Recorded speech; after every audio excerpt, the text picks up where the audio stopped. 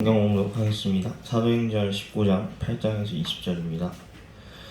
바울은 회당에 들어가서 석 달 동안 하나님 나라의 일을 강론하고 권면하면서 담대하게 말하였다. 그러나 몇몇 사람은 마음이 완고하게 되어서 믿으려 하지 않고 온 회중 앞에서 이 돌을 비난함으로 바울은 그들을 떠나 제자들을 따라 데리고 나가서 날마다 두란노 학당에서 강론하였다. 이런 일을 이틀 동안 하였다.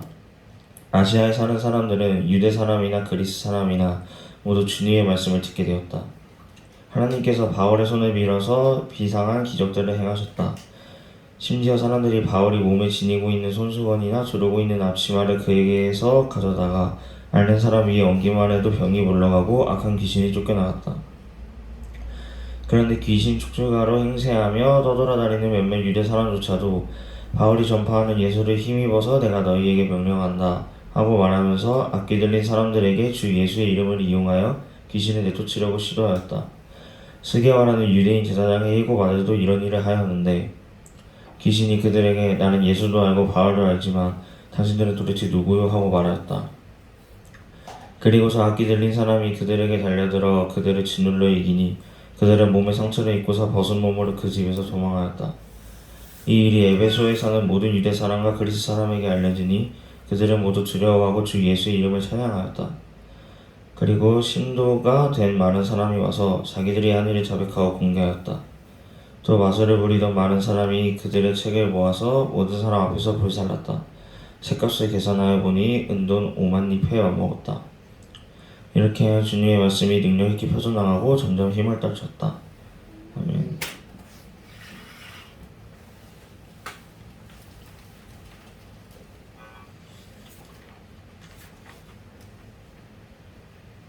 사도행전 19장인데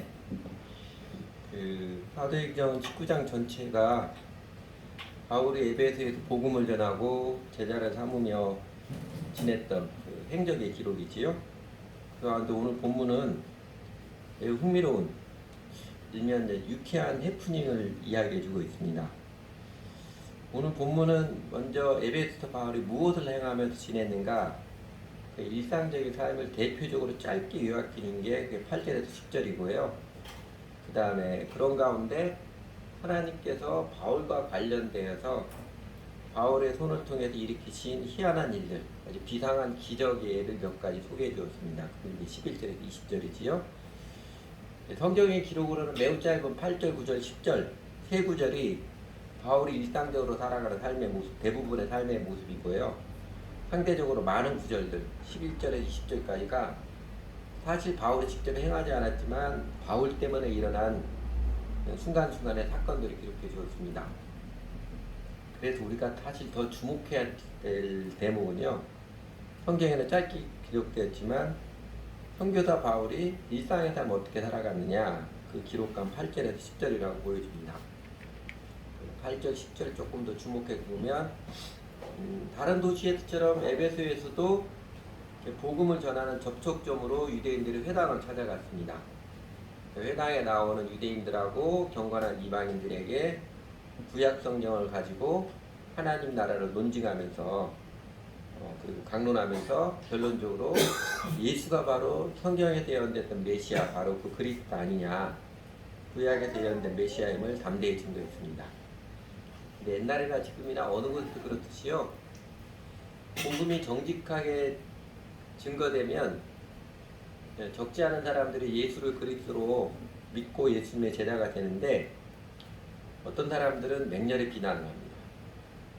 지금 에베소도 그렇죠? 어떤 사람들은 그 복음을 잘 받아들여서 정말 그렇구나 깨달아서 예수가 그리스도 믿고 예수님의 제자가 되었는데, 어떤 사람들은 도리어 바울을 아주 맹렬하게 비난했습니다.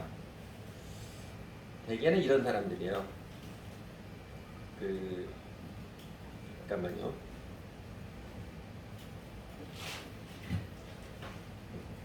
대개는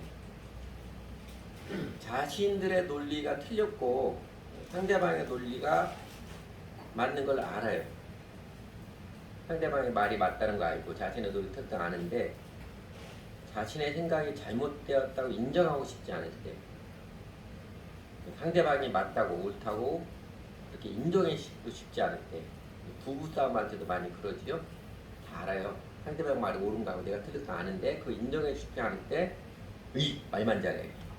이런 식으로 좀 약한 집 이런 식으로 상대방을 맹렬히 비난을 하고 그럼으로써 내가 항상 틀린 건 아니다.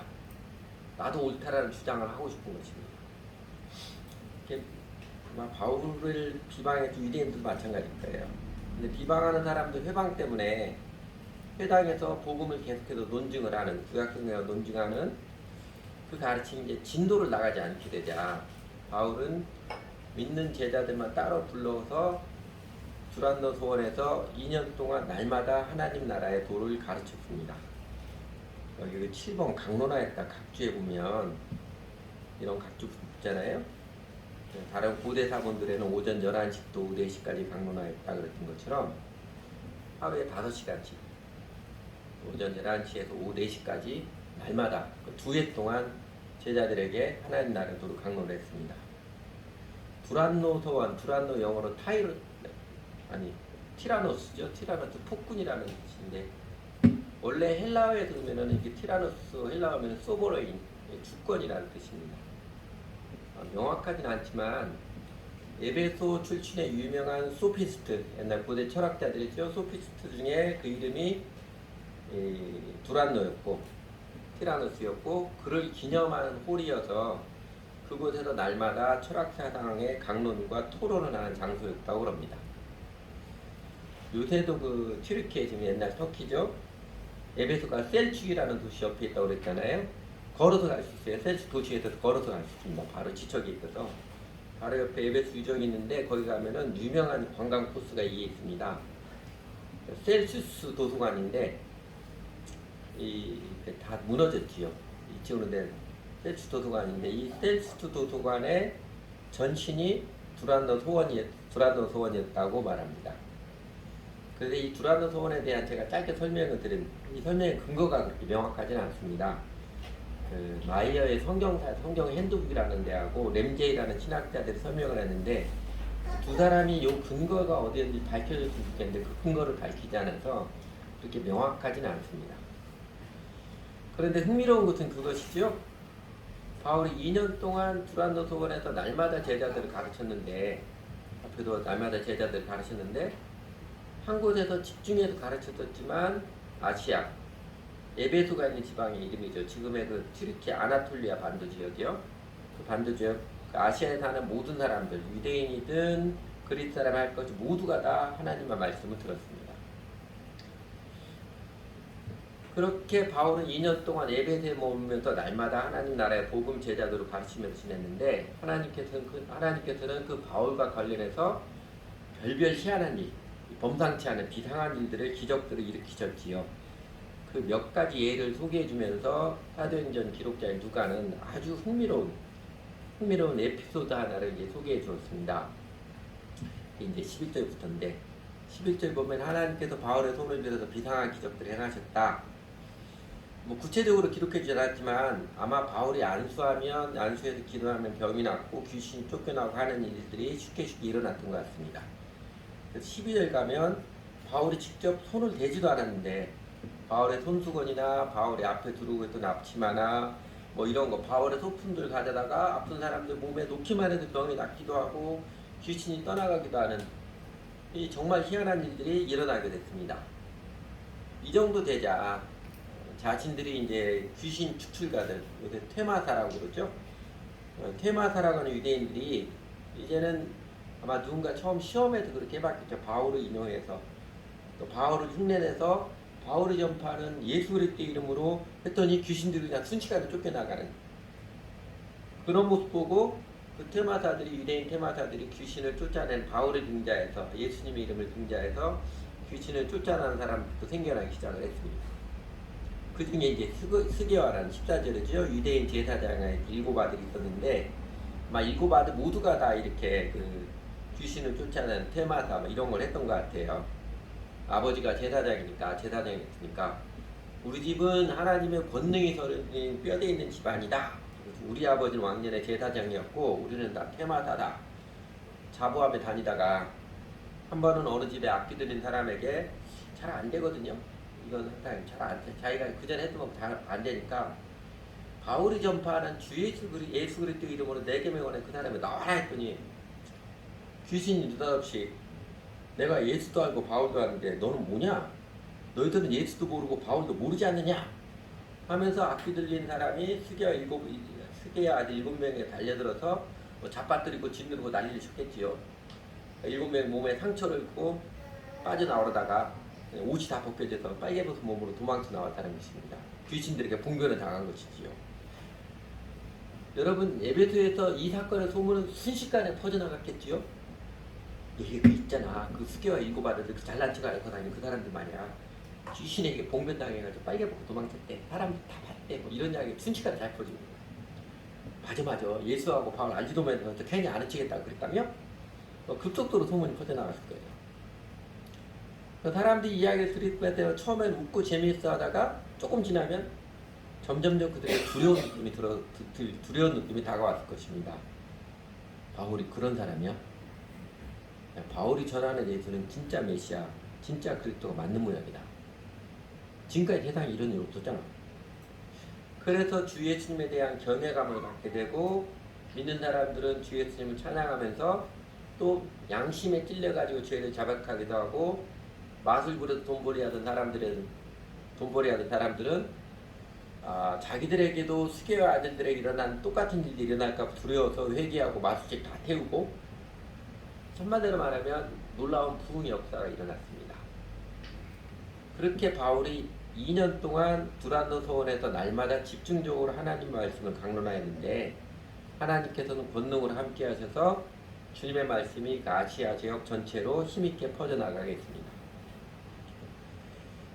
내용 전체에서 강조점은 그 이야기예요. 하나님께서 큰 권능으로 바울에게 함께 하셔서 희한한 기적들, 아주 유쾌한 해프닝도 일어나서 하나님 말씀이 힘있게 퍼져나갔다 이것입니다. 그래서 우리가 눈여겨야 볼 대목은 이런 것입니다. 그러면 하나님께서는 왜 바울에게 이런 희한한 기적, 해악스러운 에피소드까지 일어나는 큰 권능으로 왜 바울에게 함께 하실까요?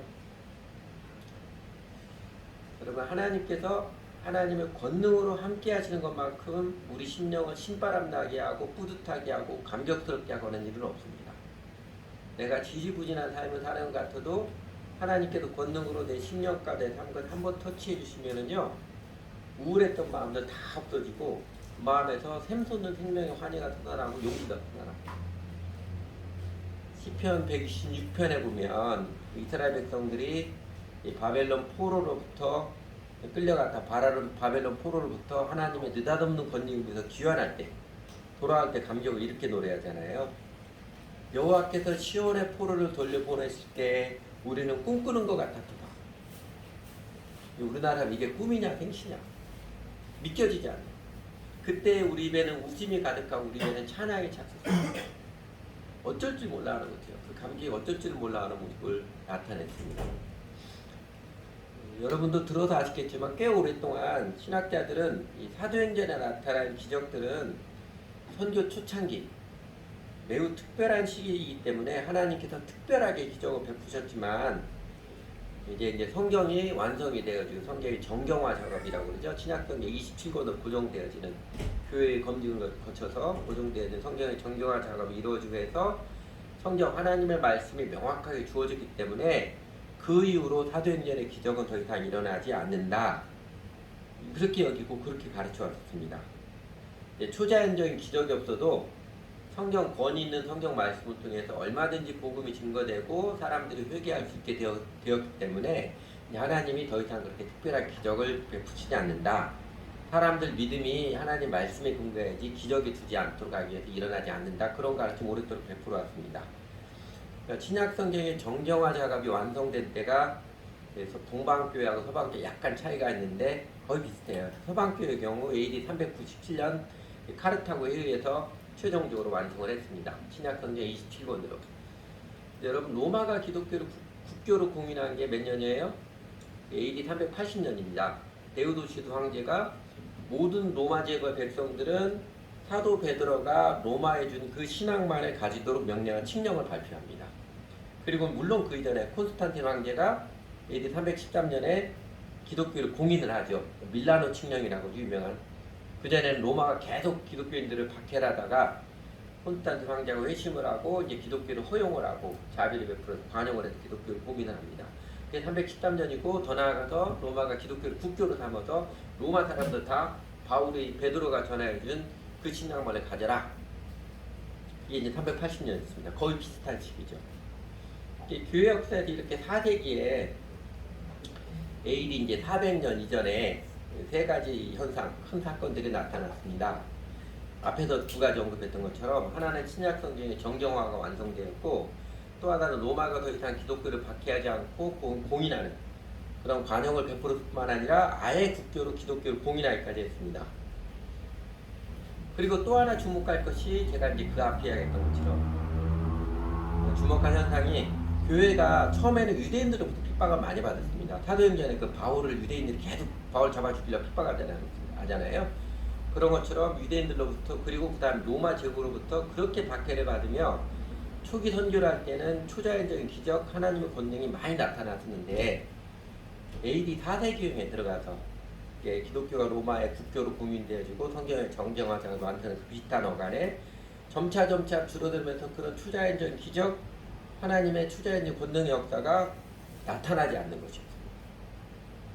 하나님의 초자연적 권능의 역사가 왜 사라지게 됐는가? 어떤 게 원인일 것 같아요? 역사 해석의 차이죠. 그래서 어떤 것도 절대적으로 객관적으로 맞다 틀리다 해석은 객관적으로 맞다 틀리다 단언할 수 없는 것이니까요. 앞에서 했던 것처럼 어떤 신학자들은 이제 성경 하나님의 말씀이 잘 갖추어졌으니까 그런 초자연적 기적이 없어도 얼마든지 사람들을 회개하고 주 예수를 믿게 되었기 때문에 하나님께서 이제는 기적을 베푸시지 않는다. 그렇게 했고요. 그것도 일리가 있지요. 그러나 같은 시대에 똑같이 일어난 현상과 사건들에 대해서 또 다른 해석으로 이런 해석은 여러분 어떠해요? 로마가 기독교를 인정을 하고 더 나아가 국교로 삼으면서 그 이전까지 박해 속에서도 순수했던 교회는 갑자기 이제는 양쪽으로 급속도로 팽창을 했지만 또한 급속도로 세속화가 진행이 되었습니다. 이것도 역사적인 사실이에요. 세속화가 진행됩니다. 하나님의 권능은 순결한 교회에 임하는데 하나님의 초자연적인 권능의 손길에 사라진 것은 교회가 로마가 공인을 하고 국교로 삼으면서 교회가 세속화가 되기 때문이 아니겠느냐. 이것도 일리가 있지요. 여러분은 어느 쪽에서 더 마음이 끌리는지요. 그 후로 다시 오래도록 거의 19세기 가까이 되도록까지 하나님의 초자연적인 권능은 초대교회 시대 이후로 끝났다 여기까지 왔었지만 그런 사실 교회 역사를 보면은요. 그리고 선교의 현장을 보면 그렇지도 않습니다. 예수님 당시나 사도행전처럼 그렇게 빈번하게 자주 하나님의 기적적인 권능의 손길이 나타나지는 않지만 곳곳에서 하나님 놀라운 기적의 손길들은 나타났었습니다. 그래서 앞에서 말했던 후자에서 교회가 세속화되기 때문에 하나님의 권능이 나타나지 않은 것이다. 이런 해석에 따르면 그 이후로 오랜 세월 동안 로마가 기독교를 받아들이고 국교로 공인한 이후로 그리고 로마를 시작해서 유럽으로 복음이 들어가고 유럽이 기독교화되고 미국도 거치고 그 다음에 또 아시아 쪽으로 넘어오고 이러잖아요. 큰 흐름이. 그 후로 오래도록 순결한 교회가 그만큼 적고 드물었다는 것이고 제도화된 교회가 오래도록 세속화의 늪을 벗어나지 못했다는 반증이기도 합니다. 그래서 지금은요. 하나님의 초자연적인 권능의 역사가 사도행전 시대에 끝났다. 이걸 받아들이는 사람은 신학자들은 매우 극소수에 불과합니다. 정통에 집착하는 교권주의자들만 여전히 그 경색된 신앙과 역사관을 고집하고 있는 것 같습니다. 오히려 사도행전은 지금도 계속된다. 여러분 이런 말 들어보셨죠? 교회에 다니면 사도행전은 지금도 계속됩니다. 외치듯이 주 하나님께서 필요하면 얼마든지 권능의 손길을 베풀어 주심을 믿고 그 기대감 갖고 주 예수님을 배우고 따르는 게 건강한 신앙생활입니다. 영어로 miracle is nowhere가 아니라 기적은 어디에도 없다가 아니라 miracle is now here. 지금 여기도 있다가 맞습니다. 아인슈타인이 그랬잖아요. 삶의 기적은 없다라고 믿는 사람하고 살아가는 모든 게 기적이다 믿는 사람하고 세상에는 두 부류의 사람이 있다고요. 여러분은 어느 쪽에 가까운 것 같아요? 저는 삶에서 하나님께서 짭짤하게 도우시는 손길들에 감격하는 때가 종종 많습니다. 지난주 화요일날 제가 요새 사람을 거의 잘 안 만나요. 모든 약속 거기다 추석 약속도 취소가 딱 하나만 남겨놨어요. 화요일 저녁 때 서울대 박사과정이더라고 성경 공부하는 거. 그것도 지난 화요일 마지막에 했는데 그 중에 하나가 개인적으로 좀 보기로 해서 이 동네로 오라고 했어요. 제가 많은 시간 못 나가니까 이게 동네에서 점심 먹고 교제하고 한 3시간 하고 잠깐 집에 들어왔다가 다시 갔다가 밤 10시 넘어서 들어왔는데 오래간만에 말을 많이 하니까 피곤하더라고요. 근데 딱 보니까 이제 사모님 이 수액을 붙여야 되는데 이게 딱 수액이 또 딱 새벽 2시, 3시에 가려줘야 될 것 같아요. 한 2시 정도 웬만하면 그냥 그때까지 안 자고 버티거든요. 근데 못 버티겠더라고요. 그냥 주님하고 잤어요. 딱 자고 눈 딱 떴는데 2시 10분이더라고요. 딱 보니까 2시 10분에 느닷없이 딱 해서 딱 보니까 딱 수액을 정확히 갈아야 되는 타이밍을 정확히 넣었단 말이에요. 저는 그 사소한 그 손길에 감사하고 감격합니다. 사실 하나님께서 저를 이렇게 깜짝깜짝 놀래게 희한하게 도우시는 게 제일 많은 게 돈을 채워주신 하나님인데 먹고 살려주신 하나님, 돈을 채워주신 하나님인데 그 이야기를 하면 천박할 것 같고 어쨌든 여러분도 그런 이야기, 그런 삶에 하나님의 손길이 있겠지만 하나님의 그 짭짤한 손길들이 감격하며 살아갑니다. 하나님께서 오늘 또 살아계시지요. 하나님께서 뭐 주무시고만 계신다거나 수수방관만 하고만 계신 목석 같은 하나님이 아니시고 하나님께서 오늘 또 우리 함께 하시며 우리에게 말씀하시며 당신의 권능의 손길을 나타내 주시는 그 하나님이십니다. 그래서 우리들의 소소한 삶에도 베풀어 주시는 하나님의 은혜의 손길들, 기적의 손길들에 감사하고, 그리고 성령 하나님께서 우리들의 선교, 우리들의 하나님 나라의 운동, 제자를 삼는 사역과 삶에도 하나님께서 권능의 손길로 함께 하시며 기대하며 살아가는 것이 사실은 건강한 신앙, 살아있는 믿음 생활입니다. 그래서 오늘 아주 희한한 기적들, 바울과 함께 하신 하나님의 권능의 손길들을 증거해주는 오늘 본문을 통해서 하나님께서는 왜 바울을 통해서 그렇게 놀라운 권능을 베풀어 주셨는가? 하나님께서 도대체 어떤 사람에게 놀라운 권능을 베풀어 주시는가? 이 질문에 주목하고 나름의 해답을 나누고자 합니다. 바울이니까 그렇지요. 뭐 바울은 특별한 사람이 그러면 할 말 없겠지요. 근데 바울이 뭐 처음부터 그렇게 특별한 사람은 아닐 거예요. 몇 가지 이제 보고자 하는데 우선은요. 또 사도 바울은 복음을 전하고 제자를 삼으며 살아가는 동안 단 한 번도 기적을 연출하거나 기적을 만들어내려고 한다거나 기적만 나타나기를 바라는 그렇게 살지 않았습니다. 그죠? 하나님의 권능이 어떤 사람에게 나타나는가, 또 하나님의 권능이 우리에게 나타날 때 우리의 심령이 정말 힘을 얻고 소생이 되어지고 담대해지고 정말 뿌듯해지고 그러는데, 바울이 사도행전에 쭉 살아온 삶에서 보면은요, 그런 단 한 번도 사람들 모아놓고 기적을 시연하거나 기적을 만들어내려 한다거나 그리고 자신 삶에 하나님이 기적을 먼저 나타내 주셔야 제가 움직이겠습니다, 그런 적 한 번도 없었습니다. 그러니까 기적을 추구하지 않았습니다. 사도 바울이 안수에 병자들을 낫게 했던 것도 교회에서 예수님의 도를 배우다가 병이 들어서 아픈 사람이 있으면 기도해주는 사랑을 나눔이 당연한 것이지요. 기꺼이 기도도 하고 안수도 해주고 그랬던 것입니다. 그 사랑의 상과 하나님께서 종종 치유해 주는 기적을 베풀어 주시는 것이고, 바울이 내가 안수하면 네 병 낫는다 이렇게 말하거나 또는 자기 속으로 그렇게 자부심, 자만심을 갖고 기도했을까요? 상식적으로 순화돼 전혀 그런 거 아닙니다. 오늘 보면 사도행전 19장에서 일어난 해프닝, 사실 바울과 전혀 무관하게 일어난 일이지요.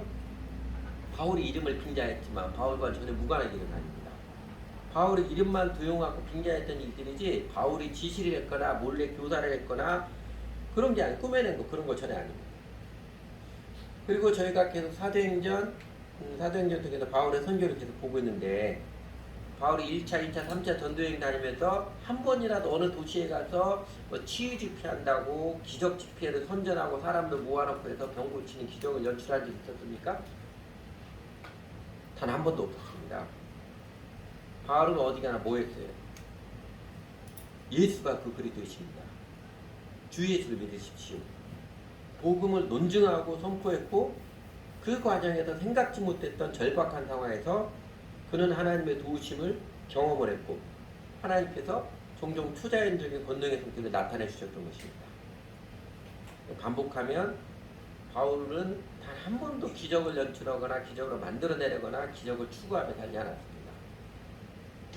그러므로 여러분 우리 그리스도인들이 기적을 바라는 심보, 유행수를 바라며 사는 것은 죄악입니다. 로또에 당첨되기를 바란다거나 일 안 하면서 하나님의 은혜로 갑자기 헌금이 많이 들어오기를 기다린다거나 돈 많은 사람 만나서 운수대통하기를 바란다거나 유행수를 바라며 사는 것은 그건 죄악입니다. 아마 그런 사람, 이 사람이 정말 회개한 사람 맞나 충분히 의심할 만한 사안입니다. 그냥 주일 예배만 꾸준히 잘 나오면 하나님께서 복 주시겠지. 여러분 이 신보도 유행수를 바라는 그 기복신앙, 샤머니즘이지요. 예수 믿는 신앙의 본질은 예수님을 나의 주님으로 관계를 맺고 주님을 배워서 따르며 배워서 주님을 섬기며 살아가는 새로운 인생을 살아가는 새로운 인생을 배우는 제자들입니다. 그게 신앙의 본질이에요. 일요일에 한 번씩 예배 나오면 이게 신앙 본질이 아니고요. 그거는 지극히 부분이죠. 내가 예수님의 제자들을 위한 지극히 일부분일 뿐입니다. 내가 교회에 다니면서 내가 살아가는 교회를 통해서 예수님의 제자들을 배우면서 내가 살아가는 삶의 동기와 목적 또 다른 사람들을 대하고 일을 대하는 나의 태도를 새롭게 배우고 따르는 마음 그 예수님의 제자들을 배우고 익히는 마음이 본질입니다. 그 마음이 없는 사람은 교회 생활에 안고 없는 찐빵이고 요새 말 같으면 배터리 없는 핸폰 같은 것일 거예요. 그냥 허당일 뿐입니다. 오늘 본문이 증거하는 바울의 일상의 삶 그거 있잖아요. 또 제자들의 일상의 삶의 모습이 날마다 가르치고 배우고 예배소에서 좀 특별했죠. 2회 동안 날마다 가르치지만 우리 지난번에 데살로니가에서 맡고 베레아에서 맡은 바울가 제자들 항상 모일 때마다 주로 했던 게 가르치고 배우고 그렇게 기독교 신앙은 가르침과 배움의 영성이라고 그게 주 예수를 믿는 신앙의 본질입니다. 여러분도 허당의 자리를 탈피하고 본질에 충실한 그리스도인 되시기 바랍니다. 하나님의 권능의 성취를 체험하는 그래서 신바람 나는 그리스도인의 삶을 살도록 우선적으로 피해라는 것은요 역설적으로 호기심적으로나 또 유행을 바라는 게으르고 오만한 심보를 버려야 됩니다. 그래서 혹시나 기적을 만들어내려 한다거나 기적만 나타나기 바라는 그래서 기적 한다면 쫓아다니고는 기적 주의의 그 모습을 버려야 됩니다. 그리고 오늘 바울의 모습, 바울에게 권능으로 함께 하신 하나님 모습에서 우리도 하나님 희한한 권능의 손길을 체험하면서 그래서 더욱 신바람나게 예수님을 따르며 섬김에 살기 위해서 바울에도 2가지 모습 주목하고 싶습니다. 여러분 오늘 본문 이야기 짧게 요약하면 이런 건 아닐까요? 바울이 열심히 복음을 증거하며 제자들에게 하나님 너를 가르치며 살 때 주 하나님께서 희한한 권능으로 바울과 함께 하셨다. 오늘 본문 이야기 요약하면 그거지요. 전반부 바울은 열심히 하나님 나라의 복음을 전하며 살았고 후반부 하나님은 그 바울에게 희한한 권능으로 함께 하셨다. 그 이야기잖아요. 그러니까 바울이 복음을 전하며 하나님의 가르침을 하나님 나라를 가르치며 사는 모습 그가 추구하고 목표했던 일상생활의 모습이고요. 하나님의 권능은 하나님의 은혜의 선물입니다. 그러니까 예배자로서 전도자로 살아가는 바울의 일상생활의 모습에서 하나님께서 아마 바울의 이런 모습 때문에 이런 마음 때문에 종종 희한한 권능의 속들을 베풀어 주지 않았을까 그렇게 생각되는 거 제 생각에는 2가지입니다. 하나는요 그가 전하고 가르치는 복음과 하나님의 나라의 도가 정직했기 때문에 예수님의 가르침과 정확하게 똑같았기 때문에 하나님께서 권능으로 인증해 주신 것이라는 얘기입니다. 우리 지난 주일에 보았던 것처럼 요한의 침례만 하는 어떤 제자들에게 바울이 주 예수님의 침례, 복음을 온전하게 가르쳐 주었잖아요. 그 모습처럼 바울이 전한 복음과 하나님 나라의 도는 예수님의 가르쳤던 하나님 나라의 도와 정확하게 일치를 했습니다. 쉽게 하나님의 이름을 빙자했지만 하나님의 도, 예수님의 가르침이 아닌 것, 하나님의 예수님의 가르침이 아닌 것, 이상한 것을 전하고 가르치면 하나님께서 그 사람에게 지지하고 응원하고 인정하는 힘을 실어주는 권능을 베풀어 주시겠어요? 안 주시죠. 줄라가도 더 안 주시겠지요. 바울이 회당에 들어갈 때마다 그냥 소리만 크게 내가지고 윽박질러가지고 복음을 전한 게 아니지요. 우리 사도행전에서 확인했을 때 복음을 선포하는 거였지만 바울은 회당에 들어갈 때 정확하게 복음을 논증을 했습니다. 구약성경 가지고. 구약성의 예언들을 명확하게 지적하면 예수가 바로 그 메시아 그리스도 아니냐 논증을 했지요. 여러분, 예수님 공생의 사역을 통해서 많은 사람들이 예수님을 기대했다가 실망을 떠나고 등 돌리고 떠났어도 예수님이 제일 강조해서 결국 증거하는 게 뭐예요? 나중에 십자가 부활을 통해 예수님과 제일 큰 메시지가 뭐예요? 나 예수가 바로 그리스도다. 구약성에 대한 메시아 그리스도다. 요거 증거한 거잖아요. 그래서 사람이 구원을 받는 것은 나 예수를 그리스도를 믿고 따르는 길이다. 이거 밝히 증거해 줬잖아요. 바울도 똑같은 내용 증거했지요. 우리가 여러 번 확인했던 것처럼 예수가 바로 그 그리스도 메시아이십니다. 주 예수를 믿으십시오. 그래야 구원을 받습니다. 이 복음 증거했잖아요. 아마 지나간 역사에서도 그리고 오늘날 대한민국 교회에서도 하나님의 권능이 잘 안 나타나는 주된 이유는요. 교회의 세속화, 교회의 가르침이 예수님의 가르침에서 핀트가 빗나갔기 때문이지 않을까 싶습니다. 하나님께서 보시기에 약간 핀트가 틀어진 것 전하고 가르치니까 아무리 열심히 낸들 하나님께서 별로 기뻐하시지 않는 것 같아요. 그리고 교회 역사에 보면 교회 큰 역사 보면 그 하나님에 대해 바로 아는 것, 복음, 신학 사상이 점점점 명료해졌습니다.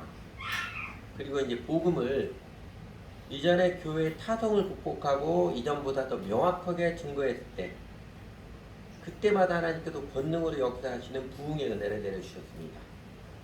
아마 그 대표적인 게 종교개혁대가 그랬고요. 그 다음에 요한웨슬리가 영국에서 메소디스트 운동을 할 때 그랬고, 그 다음에 조나단 에드워드는 19세기 말 20세기 초에 미국의 대각성 운동할 때도 그렇고, 우리나라도 50년대 60년대 지나서 70년대 80년대 캠퍼스 선교단체를 통해서 교회에 그래도 복음을 깨우쳐줄 때가 그랬습니다.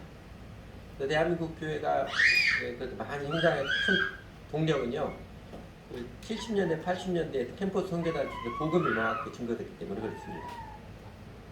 그래서 지금 대한민국 교회 하나님의 권능이 별로 나타나지 않고 오히려 교회가 위축되는 데에는 어떤 경우는 교회가 해당 사람들에게 봉변을 당하는 것 같은 그런 데에는요, 하나님께서 지금까지 전하고 가르쳤던 복음과 하나님 나라의 도에 대해서, 그러니까 교회가 지금까지 전하고 가르쳤던 복음과 하나님의 도에 대해서 하나님께서 교회에게 예수님의 가르침에 보다 더 정직하게 수정해야 될 게 있다. 그거 수정하고 올바르게 전하라. 그렇게 가르치는 메시지가 있을 것이라 생각합니다. 다르게 다시 말하면 이전에 이제 복음주의 운동, 캠퍼스 선교단체를 통해서 그래도 큰 은혜를 주셨는데, 왜냐하면 그 이전에는 예수 믿는 거 무조건 교회만 열심히 다니는 거였거든요. 그냥 무조건 교회에서 목사님 설교만 잘 들으면 그게 신앙 좋은 거로 여겼어요. 근데 그게 아니고 나의 죄인됨을 사형내 나온 거 분명하게 있잖아요. 내가 죄인됨을 인정하는 것, 그리고 십자가의 은혜, 이 사형내 난 복음의 애들을 캠퍼스 선교단체 통해서 그 복음 그래도 명확히 깨우쳐 있습니다. 그런데 그 가르침에서 예수님의 가르침에 보다 더 정직하게 온전하게 수정하고 보완하는 게 필요하기 때문에 하나님께서 고민케 하시는 교회 성장을 막으시고 오히려 교회가 좀 힘들게 해서 전체적으로 힘들게 해서 막으시고 생각해 하시는 거죠. 뒤집어 이야기하면 지금까지 저희가 배워가 들어왔던 그 복음, 우리 선배들부터 배우고 있었잖아요. 그게 예수님의 가르침에 비춰봐서 보다 더 정직하게 온전한 복음과 하나님 나라의 도를 전하고 가르치는 사람들, 그런 교회가 있다면 하나님께서 권능으로 역사할 것이라 기대를 합니다. 저희 교회가 요새 계속 여러분들이 이야기를 이거죠.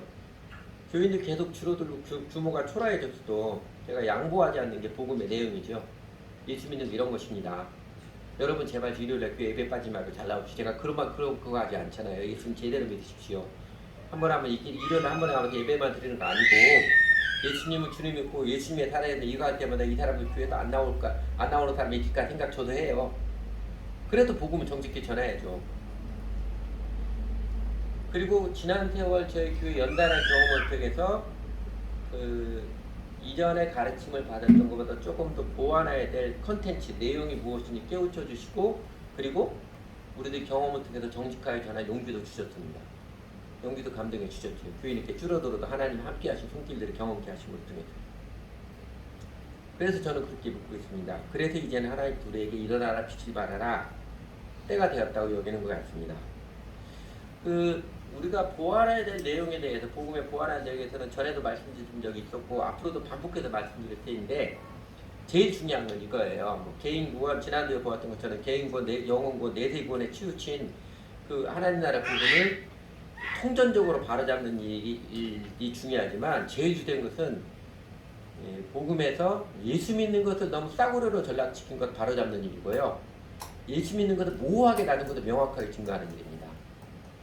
핵심이 예수가 나의 구주, 나의 주님 그리스도이십니다. 예수가 나의 주님이십니다. 이 신앙 고백을 명확히 하는 건 이래야 예수 믿는 사람이죠. 이거 명확히 가르쳐 줬죠. 그게 제일 중요한 거예요. 그러니까 여전히 그렇게 전하면 사람들로부터 환영받지 못하고 직접적으로 그런 이야기를 듣습니다. 그렇게 예수님 믿는 문턱을 높이 나가지고 죽과 죽음의 배단이 사람 얼마나 있을까? 저희 문 닫겠지. 비아냥거리는 소리도 들어봤습니다. 그런 소리가 있어도 저에게 깨우쳐주신 복음과 신앙생활의 도리 이게 예수님의 가르침에 보다 더 정직한 내용이신데 이제는 우리 선배들이 발견한 것 한 걸음 더 나아가서 예수님 가르침보다 더 정직한 내용이신데 사람들의 인기와 지지, 사람들의 힘을 모아서 때문이 아니라 하나님의 권능이 나타나서 하나님의 하시는 멋진 일이 펼쳐질 것입니다. 아니 결과가 어떻게 되었든 복음은 예수님이 가르치신 대로 정직하게 전해야 되는 것 그거 아닌가요? 예수님이 가르치는 정직한 복음 그대로 받아들여야 되고 또 그대로 전해야 되는 거 아닌가요? 그래야 예수 믿는 사람이지요. 제가 종종 이해하는 것처럼 기독교 아니더라도 불교를 돼도 뭔가 그래도 종교를 갖고자 하는 사람이 좀 정직하게 양식껏 살자고 하는데 허다못해 그런 종교주도 아니고 예수를 믿는 사람들이 최소한 양심에 정직하지 않겠어요? 예수님의 가르침에는 정직하게 반응을 해야지요. 사람들이 얼마나 지지하든 그러든 말든 하나님께서 바울에게 희한한 권능을 바울이 추구하지도 않고 그랬지만 그 희한한 권능으로 바울이 인정해줬던 것은 바울이 그때 당시 유대계 통념이죠. 유대계 통념 어쩌면 예수님의 12사도들도 약간 주저주저했었던 은혜의 복음에 대해서 바울은 가감없이 명쾌하게 전했지요. 그래서 신약성경의 대부분이 바울 선생님이 산 것이고요. 그리고 하나님 그 바울의 권능을 함께 하시다. 둘째로는 이거예요.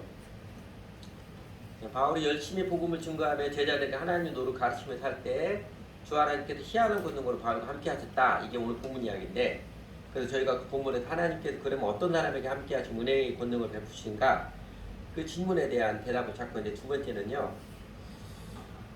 평범할 수 있는데 자아를 잊은 사랑의 열정입니다. 자아를 잊은 사랑의 열정. 정직한 내용과 더불어 하나님의 권능을 있는 중요한 마음의 준비가 사랑의 열정, 그것도 자아를 초월한 사랑의 열정입니다. 여러분 바울이 2해 동안 두란노 소원에서 매일 11시에서 오후 4시까지 제자들 가르치다고 했잖아요. 이게 쉬운 일일까요? 바울도 그렇고 제자들도 그렇게 쉬운 일일까요? 우리 가르침을 어부라니 기풍장은 고개를 설레들려야 되는데 하루에 5시간 가르치면 힘들어요. 굉장히 힘듭니다.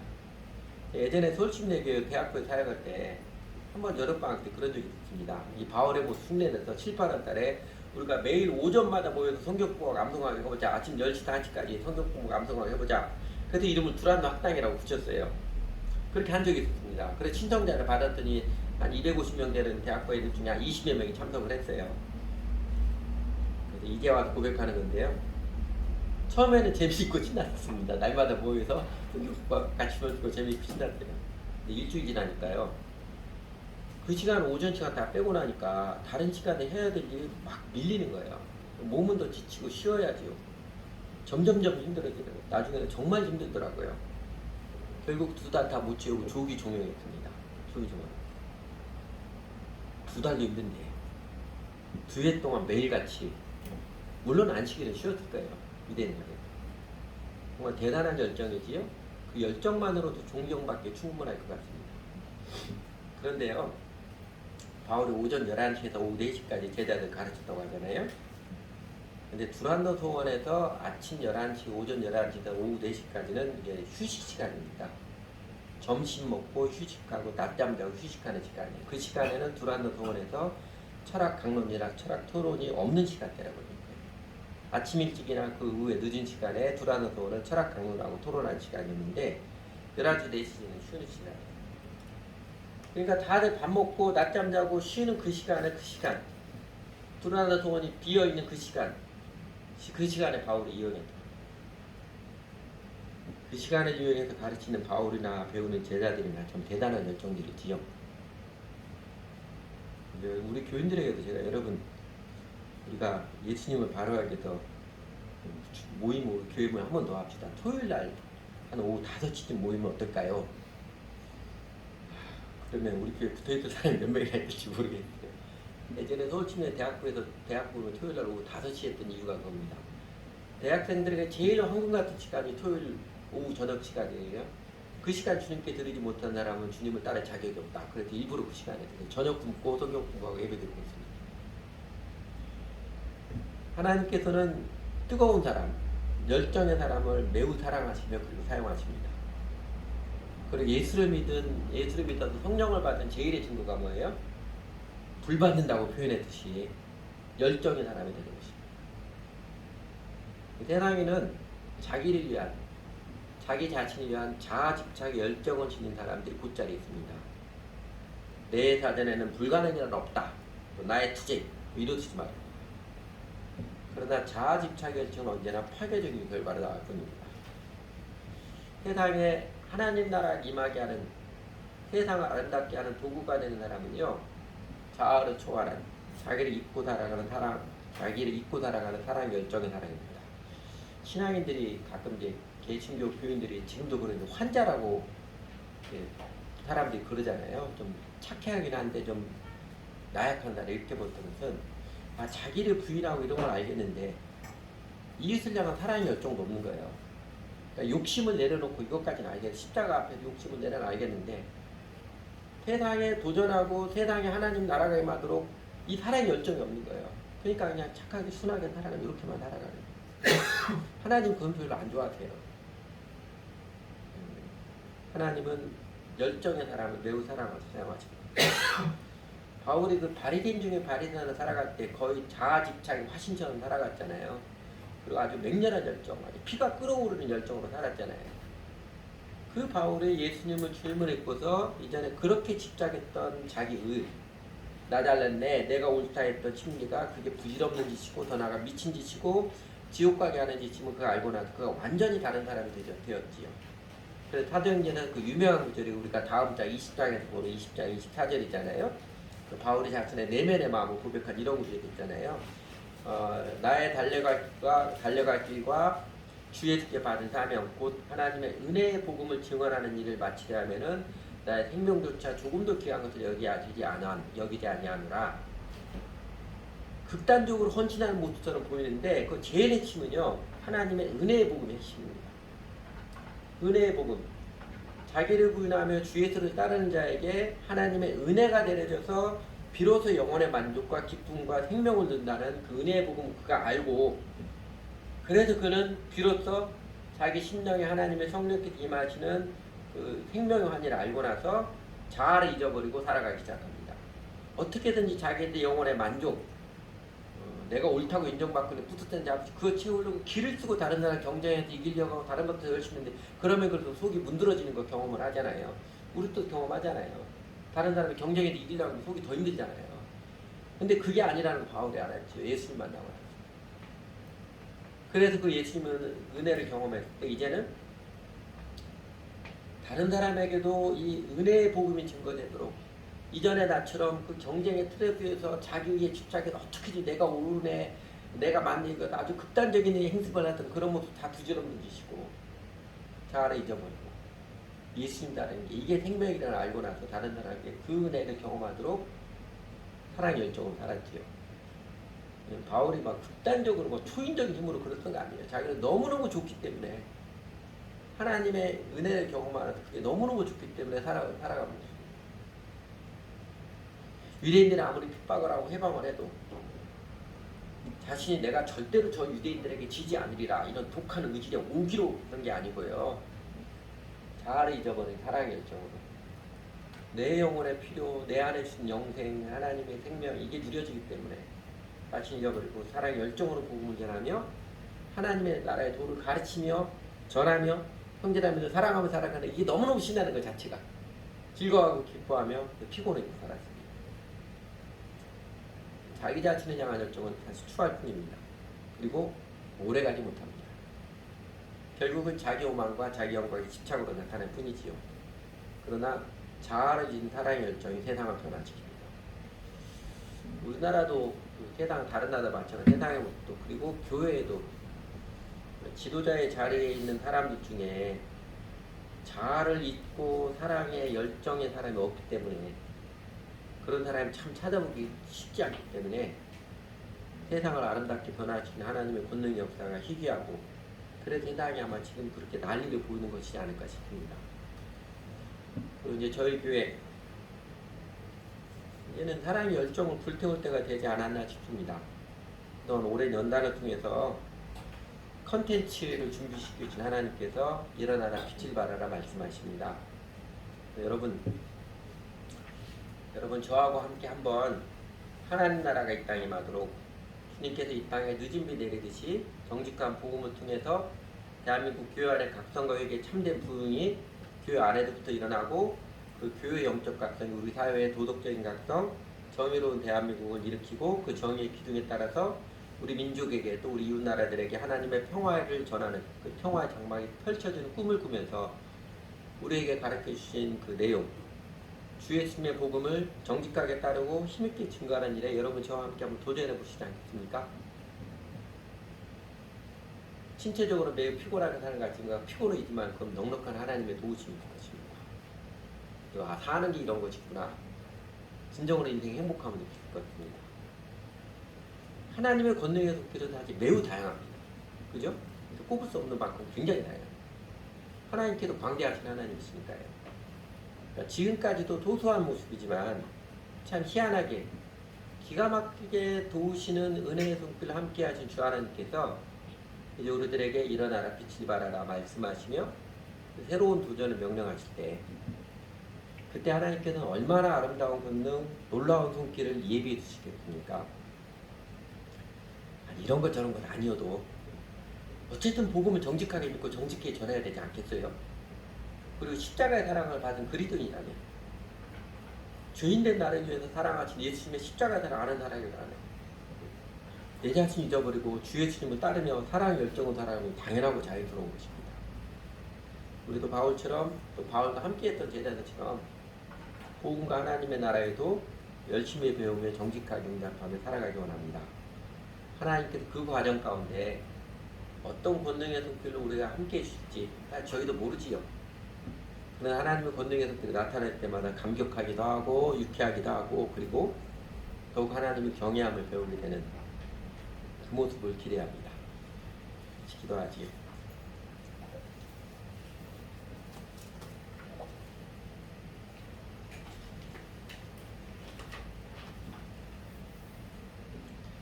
하나님, 오늘 바울의 사랑의 열정으로서 복음을 전하고 즐거워하며 기뻐하며 하나님 나라를 제자들이 가르쳤던 그 삶 가운데 하나님께서 희한한 권능으로 함께 하셔서 그 바울이 격려해 주시고 또 지지해 주시고 인증해 주시는 사도행전 19장의 모습 보면서 저희들에게도 주님을 믿고 따르는 바른 도를 가르쳐 주시단다 합니다. 저희가 얼마나 호기심적으로 하나님의 권능의 역사에서 호기심적으로 유행을 바라는 모습으로 신앙생활을 하고자 했었고, 그냥 피상적으로 수박 겉핥기 하는 식으로 신앙생활을 하고자 했었는지 그런 모습을 하나님 깨우쳐 주시고 성령께서 마음을 터치해 주셔서 그 모습에서 돌이킬 수 있는 소망의 마음들을 자극해 주고 이끌어 주셔서 감사드립니다. 그래도 여전히 꼼지락거리기 싫어하는 게 저희들의 모습인지라 머뭇머뭇거리고 있지만 하나님의 성령께서 크게 감동하시고 우리 심령을 다 들으셔서 타성도를 떨치고 일어나서 이제는 우리 주 예수님을 온전히 주님으로 관계를 맺고 주님을 따르는 삶을 힘있게 들어갈 수 있도록 하나님 이끌어 주시고 인도해 주시기 기도드립니다.